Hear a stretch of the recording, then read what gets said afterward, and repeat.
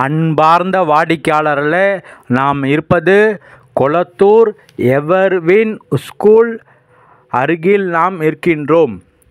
இந்த ஸ்கூலிலிருந்து வாக்கபிள் டிஸ்டன்ஸில் இடம் விற்பனை. 2880 ஸ்கொயர் ஃபீட் இடம், 2 பக்கமும் ரோடு. அதை 4 பிளாட்டுகளாக பிரித்து தரப்படுகின்றது.